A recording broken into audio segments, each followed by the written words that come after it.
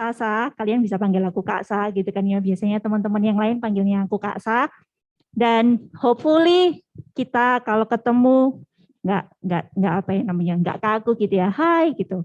Sapa aja karena biasanya ingat kayak di khotbahnya Impactors yang di MDC kadang ingat muka lupa nama. Iya benar ya Coach ya. Ingat muka lupa nama. Nah itu adalah kelemahanku. Ingat mukanya tapi aku lupa namanya. Oke, nggak usah lama-lama lagi. Thank you buat Kolani. Salah lagi gitu kan ya. Ko Frankie dan Celani. Wah, gara-gara kebanyakan guyon dari tadi gitu ya. Sebelum mulai ibadah jadinya ngeblank semuanya. Oke. Thank you buat kesempatannya, teman-teman yang ada di sini, thank you banget. Dan aku bersyukur, aku diberkati banget tadi waktu praise and worship. Aku ngerasa benar-benar, kayaknya Tuhan hari ini mau ngomong yang besar buat kalian. Jadi persiapkan hati kalian, persiapkan hati kita masing-masing untuk terima apa yang akan Tuhan sampaikan, bukan apa yang aku sampaikan. Jadi hari ini kita akan sama-sama belajar, diingatkan kembali. Kemarin sempat diinfoin gitu ya, Kak, temanya adalah Love with integrity. Aku tuliskan di situ. Love with integrity. Wih, serem juga gitu ya. Serem juga. Love with integrity. Integrity itu aja sendiri juga udah. Maknanya pun bukan makna yang main-main. Dan waktu mungkin Tuhan kasih kalian tema ini untuk di tempat ini, kita mau lihat satu momen di mana Tuhan benar-benar kita tuh mau jadi anak-anak muda yang punya integritas. Dan hari ini kalian sudah 2 minggu yang lalu belajar banyak hal. Yang pertama mungkin tentang kebaikan ya, goodness. Yang kedua tentang cinta. Yang ketiga dilengkapi dengan komitmen. Judul hari ini adalah with commitment. Kenapa aku bilang with commitment? Karena kalau kita ngomongin soal integrity, kita ngomongin soal integritas, itu nggak jauh-jauh dari yang namanya komitmen, teman-teman. Kita bisa ngomong, oh hari ini aku mau jadi anak muda yang berintegritas. Seringkali kita diperhadapkan dengan situasi yang benar-benar membuat kita itu integritasnya itu diuji, apalagi anak-anak muda, integritasnya itu diuji. Kalau kita ngomongin soal integritas, teman-teman, sebenarnya integritas itu apa? Aku ingat satu quote di kantorku, kalau aku masuk, itu langsung ada quote gitu, gede lagi tulisannya.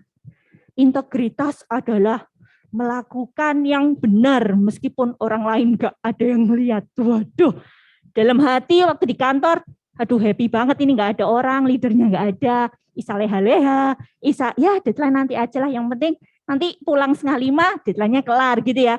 Tapi waktu masuk kantor langsung disambut dengan melakukan yang benar meskipun orang lain nggak ada yang lihat. Pressure ya bun gitu kan ya. Waduh, langsung pagi-pagi diingetin.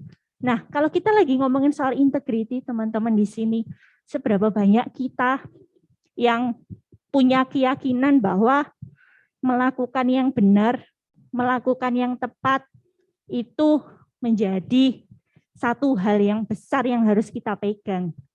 Aku berangkat dari situasi sekarang ya, teman-teman. Situasinya itu online learning. Aku percaya ini menjadi PR yang besar banget buat teman-teman yang sekolah. Sudah hampir 2 tahun mungkin ya, 2 tahun atau 2 tahun lebih kalian online learning, atasnya seragam, bawahnya kolor, nggak ada yang tahu, depannya laptop, sampingnya note, sampingnya lagi toples springless, kita nggak ada yang tahu kan. Miss, sorry, aku mau on cam karena internet unstable, ternyata layeh-layeh chattingan gitu ya, nggak ada yang tahu. Teman-teman yang kerja, yang WFH nih, kayak aku pribadi, aku jujur teman-teman sampai sekarang justru menanti-nantikan masa-masa WFH. Kenapa? Dimana aku bisa bekerja dengan memakai daster, baru kalau ada klien aku langsung pakai jubah kebesaranku, good morning, apa kabar semuanya. Tapi pakai background, pakai ini ya virtual background, ternyata background di belakangku adalah bantal kesayanganku. Aku menunggu masa-masa itu. Tapi ternyata waktu aku menyiapkan ini, itu Bible itu tuh powerful ya. Perkataannya Tuhan itu powerful. Sebelum disampaikan, diajar dulu gitu kan ya. Jadi ingat, situasi yang sekarang ini bukankah mengajarkan kita untuk berintegritas ya teman-teman. Nggak ada orang yang lihat. Ini anak-anak muda. Kalian yang cowok-cowok khususnya. Enggak, sorry, aku ralat. Cowok-cewek sama aja sekarang. Cowok-cewek sama aja sekarang. Aku mau kasih satu fakta yang menyenangkan mungkin ya. Kalian, seusia kalian pasti sudah dikasih kamar sendiri gitu ya sama mama papa ya. Sudah, oh ada yang belum, oke, soon ya. Soon akan dikasih fasilitas yang membuat kalian itu benar-benar nyaman, jauh dari pantauan mama papa kalian. Bukankah di situ integritas diuji ya? Apa yang kalian scroll lihat-lihat malam-malam? Waktu overthinking, jam-jamnya overthinking anak-anak muda itu jam berapa sih? Jam 10 ke atas, jam 12. Aduh, itu masih pemanasan. Kalau ya untuk seusiamu itu masih pemanasan gitu ya. Sampai nanti jam 3 gitu ya. Tapi apa sih yang biasanya kita lakukan waktu overthinking itu datang? Scrolling nggak apa-apa Kak, saya cuma lihat TikTok. Iya nggak apa-apa, nggak dosa juga gitu ya. Scrolling Instagram, ya nggak apa-apa, nggak dosa juga. Tapi motivasi hatimu sebenarnya mau ngapain sih? Waktu kalian ngegame nih, tiba-tiba cedung gitu kan ya, tiba-tiba ada muncul iklan. Waduh, iklannya ini biasanya yang hot pop. Kita nggak bisa mengendalikan itu semua. Di situ tuh, mumpung nggak ada mama papaku, kamar di rumah juga nggak mungkin dikasih CCTV kan ya, friend gitu kan ya. Aku bebas ngapain aja. Teman-teman yang udah kerja mungkin di kantor nggak ada siapa-siapa. Itu juga temptation-nya besar. Sangat-sangat besar. Kalian mau ngapain aja. Mungkin yang kerja mikirnya, apa yang bisa aku lakukan ya. Kalau kayak aku, mungkin ini aku berangkat dari ceritaku pribadi teman-teman. Kayaknya korupsi waktu itu menyenangkan sekali. Ya kan?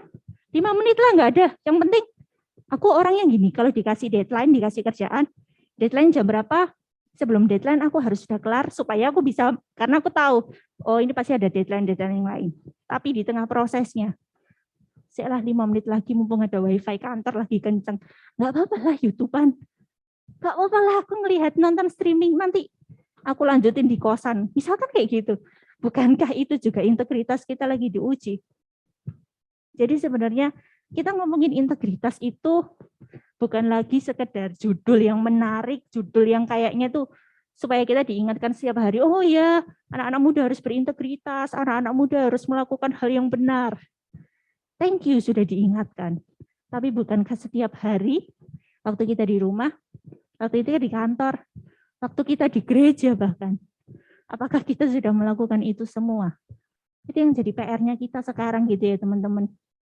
Nah, di sini aku mau membawa kalian mengenalkan tentang satu tokoh yang mungkin kalian nggak asing.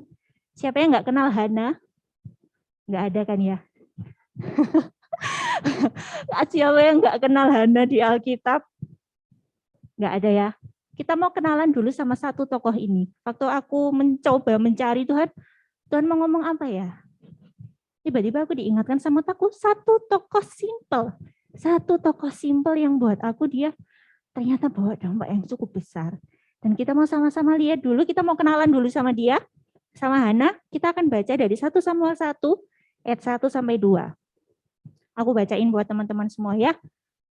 Ada seorang laki-laki dari Ramataim Zovim, dari pegunungan Efraim, namanya Elkana bin Yeroham bin Elihu bin Tohu bin Zuf, seorang Efraim. Orang ini mempunyai 2 istri. Yang seorang bernama Hana dan yang lain bernama Penina. Penina mempunyai anak tetapi Hana tidak. Oke, kita berhenti dulu sampai sini. Jadi si Hana ini adalah istri entah pertama entah kedua ya. Tapi kalau di sini disebutkan yang pertama, anggaplah dia istri pertama. Tapi dia punya teman hidup yang lain, suaminya punya teman hidup yang lain. Dan kondisinya, istrinya yang kedua, si Penina, saudaraan gitulah ya. Saudaranya itu mengandung, tetapi dia enggak. Dan apa yang diperbuat Penina? Kita lihat di ayat yang ke-7. Demikianlah terjadi dari tahun ke tahun, setiap kali Hana pergi ke rumah Tuhan, Penina menyakiti hati Hana. Udah nggak punya anak, dimadu sama suaminya, disakiti pula sama istri yang lainnya, sehingga ia menangis dan tidak mau makan. Nah, kemudian apa sih biasanya kalau kita diperhadapkan sama situasi yang nggak enak gitu teman-teman? Mungkin mama papa nggak ngertiin kita, semakin kita bertambah dewasa, usia kita bertambah dewasa, value yang kita pegang pun biasanya sedikit banyak akan berbeda sama orang tua kita. Berapa banyak kita ngerasa, duh mama papaku kok nggak ngertiin aku ya? Duh, mama ini kok nggak nyampe sih sama aku? Bukan itu loh yang tak maksud. Yang tak maksud tuh ini. Kenapa sih gak ngerti-ngerti? Ntar ngomong sama temen gitu ya. Ih gila, kamu nggak ngertiin aku sih. Bukan itu loh maksudku. Biasanya seseorang yang bertambah dewasa, usianya gitu kan ya, value-nya pun juga ngikutin. Nah, kalau kita lagi ada di situasi yang seperti itu, apa yang kita lakukan? Kita mau belajar dari Hana, yang dia lakukan ketika dia bertubi-tubi mendapatkan situasi yang mungkin buat dia nggak nyaman. Di ayat yang ke-10 sampai 11 dikatakan bahwa dan dengan hati pedih ia berdoa kepada Tuhan sambil menangis terseduh-seduh.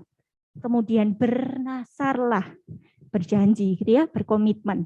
Katanya, Tuhan semesta alam, jika sungguh-sungguh engkau memperhatikan sengsara hamba-Mu ini dan mengingat kepadaku dan tidak melupakan hamba-Mu ini, tetapi memberikan kepada hamba-Mu ini seorang anak laki-laki, maka aku akan memberikan dia kepada Tuhan untuk seumur hidupnya.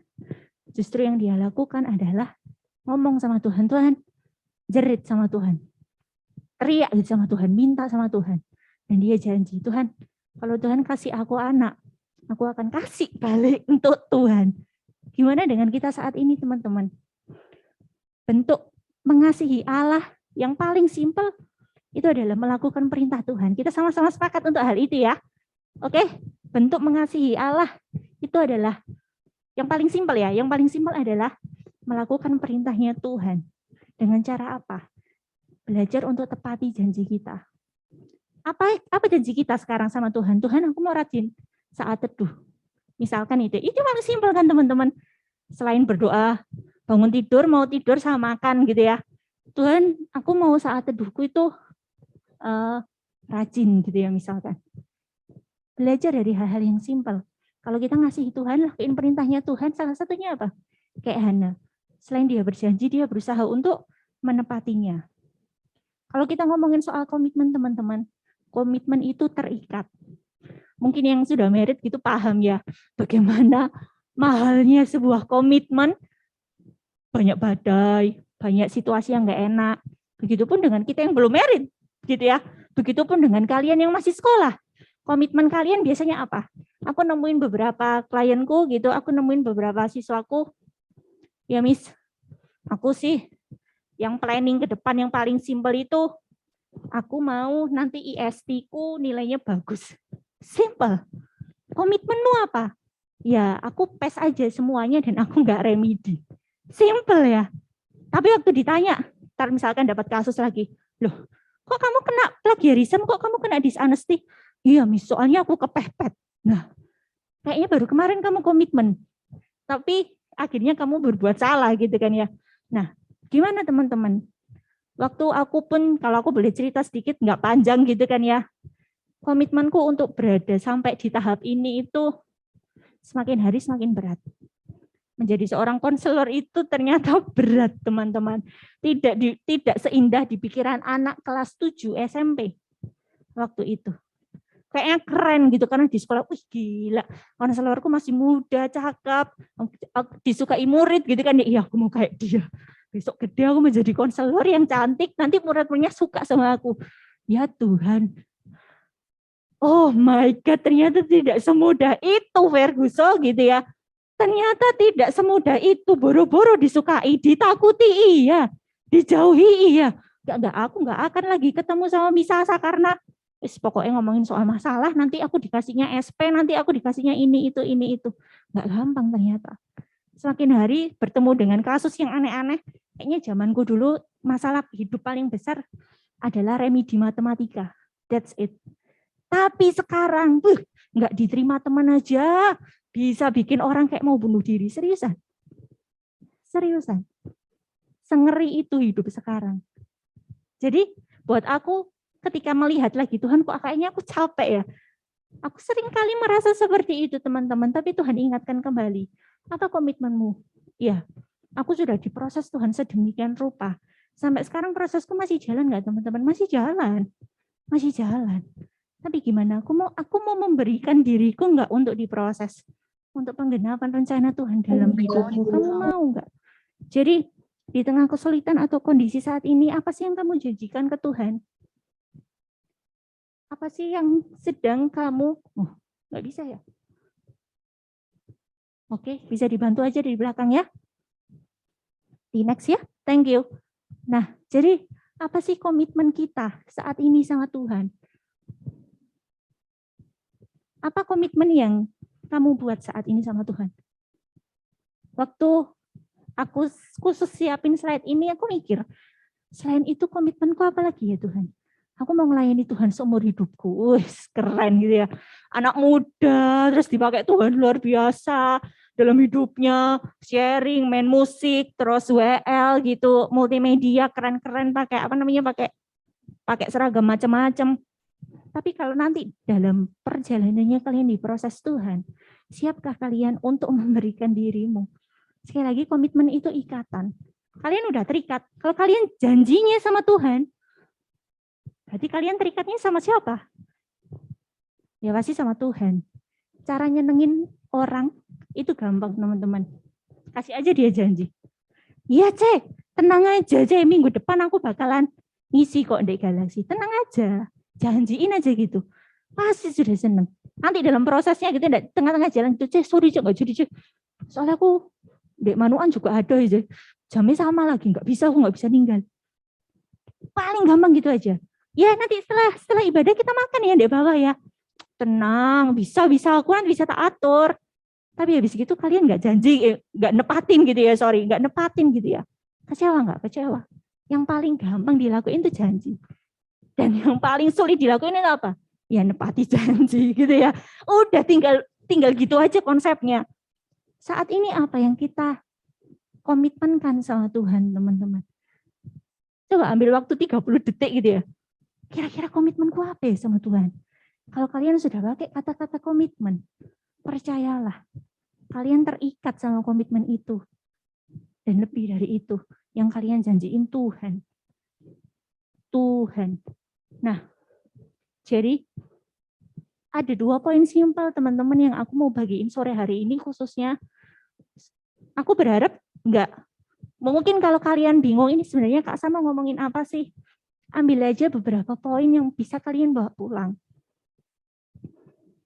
Ketika kalian janji, ketika kalian menjaga komitmen kalian ke Tuhan, gitu ya. Ketika kalian janji sama Tuhan, percayalah, Dia akan memberkatimu dengan sukacita. Kenapa? Kita lihat lagi ya. Kita balik lagi ke ceritanya. Di ayat yang ke-20, lihat apa yang Tuhan lakukan buat Hana. Maka setahun kemudian, mengandunglah Hana dan melahirkan seorang anak laki-laki. Ia menamai anak itu Samuel. Siapa yang nggak tahu Samuel ya? Sebab katanya, aku telah memintanya daripada Tuhan. Wih. Tadi di awal dia nangis-nangis, Tuhan, aku nggak punya anak. Madunya suamiku, bukan selingkuhan ya, sorry. Istri yang kedua itu biasanya disebut madu gitu ya teman-teman. Madunya suamiku selalu menyakitiku. Aku nggak mau balas lah. Tapi aku mau minta sama Tuhan. Kasih aku anak. Kalau aku dikasih anak, aku akan kembaliin buat Tuhan. Dan ternyata apa? Kalau kita taat sama Tuhan itu ada sukacita besar yang Tuhan kasih buat kita, teman-teman. Nyenengin orang tuh gampang ya. Janjiin aja. Nyenengin Tuhan juga gampang, teman-teman. Apa? Tepati aja janjinya kita ke Tuhan. Lakuin aja apa yang Tuhan mau kita lakuin. Mengasihi orang lain ya, kasihanilah musuhmu, kasihilah musuhmu gitu kan ya. Kasih aja. Meskipun aku tahu itu berat pol gitu ya. Berat soro. Kasih aja. Tuhan lu hargain prosesnya. Waktu kamu mau, kan Tuhan mampuin. Gitu ya. Gitu kan ya caranya ya. Jadi kalau mau nyenengin Tuhan gampang kok. Lakuin aja apa yang jadi perintah Tuhan. Kalian di sini usia berapa? Ada yang 12, 13 ke atas mungkin ya. Sama kalian hidup, sudah berapa kali kalian menyenangkan hatinya Tuhan? Sudah berapa kali kalian menepati Apa yang kalian janjikan untuk kalian lakukan ke Tuhan. Kita lihat lagi contohnya. Ayat yang kedua-dua. Tetapi Hana tidak ikut pergi sebab katanya kepada suaminya, nanti apabila anak itu cerai susu, aku akan mengantarkan dia. Maka ia akan menghadap ke hadirat Tuhan dan tinggal di sana seumur hidupnya. Dia bilang, ayo kita mau nyembah Tuhan gitu ya. Dia pergi ke satu kota.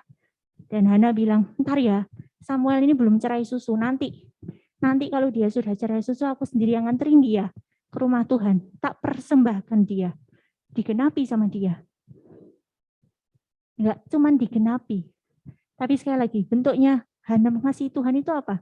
Dia kasih persembahan. Di ayat yang ke-24, setelah perempuan itu menyapi anaknya, dibawanya lah dia. Dibawa beneran tuh si Samuel ya, dengan seekor lembu jantan yang berumur 3 tahun, 1 eva tepung, dan sepuyung anggur. Lalu diantarkannya ke dalam rumah Tuhan di Silo. Waktu itu masih kecil betul anak-anak itu. Dan di ayat yang ke-27 sampai 28 tertulis juga, untuk mendapat anak inilah aku berdoa dan Tuhan telah memberikan kepadaku apa yang kuminta daripadanya. Maka aku pun menyerahkannya kepada Tuhan. Seumur hidup terserahlah ia kiranya kepada Tuhan. Lalu sujudlah mereka di sana menyembah kepada Tuhan. Keren ya Tuhan itu.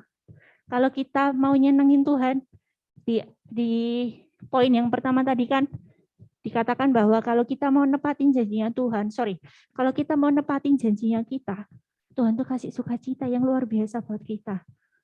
Enggak cuman itu, enggak cuman kita yang dikasih sukacita, tapi kita bisa lihat hati Tuhan juga disenangkan. Kalau hati Tuhan sudah seneng lihat apa yang dilakuin sama Tuhan. Lalu Eli memberkati Elkana dan istrinya, katanya, Tuhan kiranya memberikan keturunan kepadamu dari perempuan ini, pengganti yang telah diserahkannya kepada Tuhan. Enggak cuma satu, lihat apa yang Tuhan kasih. Kalau hati Tuhan disenangkan, kalau kita taat sama Tuhan. 3 anak laki-laki dan 2 anak perempuan. 5 bro, 5 sis. Padahal dia tepatin janjinya cuma 1. Minta anak, nanti tak kasih kok Tuhan, nanti tak kembaliin kok. Ditepati. Anaknya 1 loh, digantinya 5. Can you imagine? Gitu ya. Kita bisa melihat kalau kita menjaga setiap komitmen kita. Kalau kita melakukan apa yang jadi komitmen kita, Tuhan akan memberkati kita dengan mengembalikannya berlipat kali ganda. Itu adalah janji Tuhan yang biasanya dipakai kalau persembahan gitu kan ya. Kali ini enggak. Kalian ngelakuin apa yang Tuhan mau aja. Hati Tuhan disenangkan lewat itu, dan Tuhan yang akan kasih balik buat kalian tuh enggak tanggung-tanggung teman-teman. Lihat poin yang ya. Kalau kita ngomongin soal integritas, kita pasti ngomongin soal komitmen. Integritas itu adalah sebuah konsistensi. Integritas itu adalah sebuah hal yang nggak jauh-jauh dari yang namanya komitmen, di mana di dalam komitmen itu ada dedikasi. Kalau kesusahan dedikasi itu apa Kak Sah? Dedikasi adalah pengabdian yang terikat.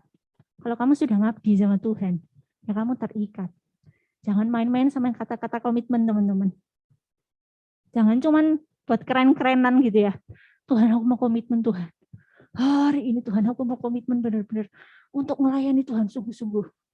Tapi nyatanya aku tahu ada prosesnya jatuh bangun. Aku pun juga masih ada di tahap itu teman-teman. Tapi kalau misalkan kita masih jatuh bangun, ingat ya, komitmen itu apa? Kita ngabdi, kita terikat. Kalau terikatnya sama teman gitu, salah, cincai lah, nanti gampang lah urusannya. Tinggal kasih QR, boba di depan ya aman. Tapi kalau ini sama Tuhan, kita nggak bisa main-main teman-teman. Jadi bentuk kasih kita sama Tuhan, kita bisa kasih apa yang kita punya. Aku nggak punya apa-apa, Kak. Nggak apa-apa. Tapi kamu masih punya dirimu kan? Kamu masih punya talenta yang Tuhan kasihkan. Loh, sampai sekarang loh, Kak, aku nggak bisa ngapa-ngapain. Aku cuma habis ini loh nata kursi. Bukankah itu sebuah pengabdian yang luar biasa? Kalau nggak punya hati, nggak punya kemauan, kalian nggak akan bisa gitu yang ngelakuin itu. Setiap kita sudah Tuhan kasih kok, teman-teman. Setiap talenta 1, 2, yang simpel-simpel. Kalau di kalian pasti tahu yang lagi hype di TikTok itu loh, lagunya JKT48 yang Fortune Cookies itu loh. Come on, come on, come on, oh baby, lihatlah diriku. Nah, yang itu loh. Jadi jangan terpaku. Aku nggak punya apa-apa, Kak, aku nggak bisa apa-apa. Aku nggak ada hal yang kayaknya wah yang bisa aku kasih ke Tuhan. Enggak. Tuhan lo minta hatimu. Saat ini kalau memang firman Tuhan sedang berbicara padamu, percayalah. Yuk, kita mau tunduk. Kita mau taat. Tuh, aku kayaknya kesentil di area ini. Taat. Jangan malah, enggak, ini cuman kebetulan di dalam nama Tuhan Yesus lah, malah ditengking. Jangan gitu ya. Tapi taatlah, taat. Ingat tadi ya kuncinya. Kalau hati Tuhan disenangkan, berarti kita dalam tanda kutip berhasil. Satu langkah nepati janjinya. Di dalam komitmen tetap ada yang namanya kesetiaan, teman-teman. Nggak bisa. Ini sudah 3 hal yang nggak bisa dipisahkan gitu ya. Kalau kamu ngomongin soal integritas pasti ngomongin soal komitmen. Komitmen nggak bisa jalan kalau nggak ada yang namanya kesetiaan di dalamnya. Jadi ini adalah yang terakhir dari aku. Dengan komitmen, ketika kamu setia sama Tuhan, Tuhan yang akan fight buat kamu. Fight-nya apa? Dalam hal apa? Mungkin kalian struggle saat ini dengan apa? Dengan keluarga mungkin. Balik lagi ya, seiring berjalannya usia, kalian pasti ngerasa, kok aku nggak cocok ini, nggak cocok itu, aku nggak bisa ini, nggak bisa itu. Tapi kalau kalian setia sama Tuhan, Dia yang akan fight buat kamu. Fight-nya nggak benar-benar Tuhan fight, dia enggak. Tuhan yang kasih kemampuan, Tuhan yang kirim kalian Roh Kudus untuk memampukan kalian melewati battle-nya kalian masing-masing. Yang kedua, Tuhan akan memberkati kalian. Bahkan Tuhan akan memberkati orang-orang di sekitar kalian. Kita tahu siapa Samuel. Nabi yang luar biasa, pakai Tuhan untuk ngurapin sana-sini, hakim yang besar, berpengaruh sangat besar untuk bangsa Israel. Dia datangnya dari mana? Dari tangisan seorang istri yang selalu bukan dihina ya, yang selalu diinjak-injak kali ya sama madunya.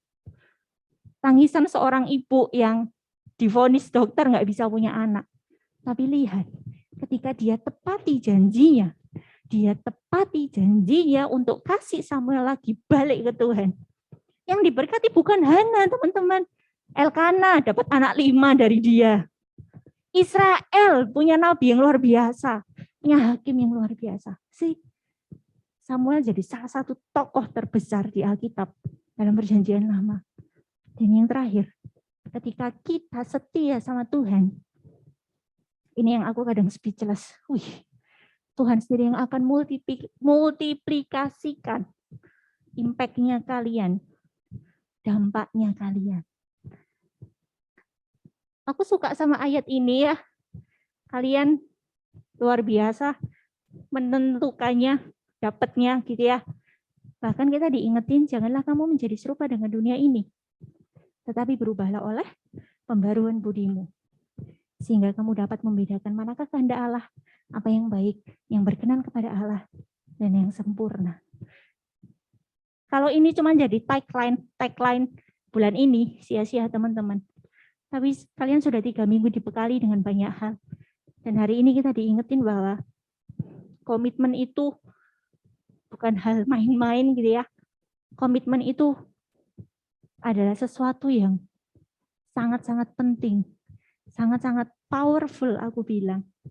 Dan kalau kalian dari muda sudah belajar untuk berkomitmen dan melakukannya, ingat di poin yang ketiga. Di usia kalian yang masih panjang, Meskipun kita nggak tahu usia kita sampai kapan, tapi kalau dari muda kalian sudah berkomitmen, belajar untuk berkomitmen, Tuhan sendiri loh yang akan multiplikasikan dampaknya kalian. Kalau kalian bingung, Kak Sasa hari ini ngomongin apa? Ini aja. Caranya gimana? Put God first in your life, even when it's hard. Meskipun susah, ayo balik. Taruh Tuhan dari tempat yang paling utama. Jangan jadi cadangan, teman-teman. Kalau jadi cadangan, terlalu berharga Tuhan kita yang begitu besar untuk dijadiin cadangan. Aku mau ajak kalian menghidupi tagline ini. Impactors. #love God, impact others. Jangan cuma jadiin tagline. Jangan cuma jadiin tagline. Kalian kalau setiap hari Sabtu ibadah kayak gini, dan kalian selalu didengung-dengungkan sama hal ini, bawa pulang. Hidupi benar-benar. Lakukan itu. Susah, Kak. Susah. Nggak ada yang gampang. Susah. Tapi aku percaya Tuhan mampukan setiap kita. Kalau kita taat, kalau kita mau. Kita akan sama-sama berdoa ya teman-teman. Mari kita berdoa. Tuhan Yesus, kami mengucap syukur Tuhan. Kalau Engkau adalah Allah yang besar. Di masa muda kami Tuhan, kami mau malam hari ini berkomitmen. Kami mau malam hari ini menyerahkan seluruh kehidupan kami Tuhan. Mampukan setiap kami untuk melakukan apa yang mau Tuhan kami lakukan. Ajar setiap kami untuk tunduk, untuk taat, melakukan setiap perintah Tuhan. Menyerahkan kehidupan kami, masa muda kami, ke dalam tangan kuasa-Mu. Di dalam nama Tuhan Yesus, kami berdoa.